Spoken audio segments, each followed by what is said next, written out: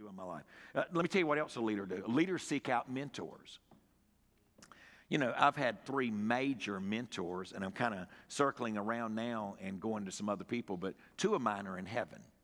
Adrian Rogers greatly influenced me, and I learned a great deal about his life. I learned more about pastoring from him than preaching. And I like to say that, and you don't have to believe what I just said. I've listened to very few. I bet I've not listened to 6 sermons on tape by Adrian Rogers my entire walk. You may say, why would you bring that up? Because I was more encouraged by the way he handled people. He's the one I saw preach and then stay in the sanctuary instead of getting somebody else to pray while he slips to his car so he can be the first off the campus. So one problem wrong with that. The number 2 word in the world in your life is relationships. So if you don't like people, and I'm not being ugly, but if you don't want to be with them, there's a real good chance that you don't like them. Or they're not important enough. See, if somebody's talking to somebody in front of them, but constantly looking over their shoulder. And so he would stay there. In fact, the last time I preached for Dr. Rogers before he died, he was on sabbatical.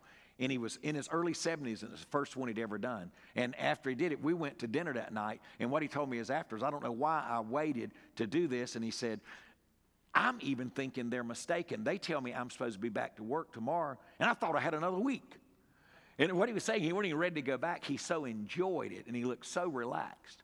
But let me tell you what happened. I didn't know he was there, so he wasn't there that morning. I preached that morning, and then I was preaching that night for him. And I didn't know it, but he slipped up into the balcony, and let me say something to you. I'm glad I didn't know it, all right?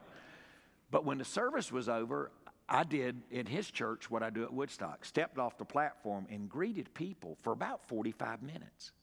Then his security was going to take me toward the car that was waiting on me. And so as I started walking down the hall, guess who was waiting for me? Adrian Rogers. And guess what Dr. Rogers said? Where under heaven have you been? I thought you'd never get here. And I said, and they're emulating my mentor.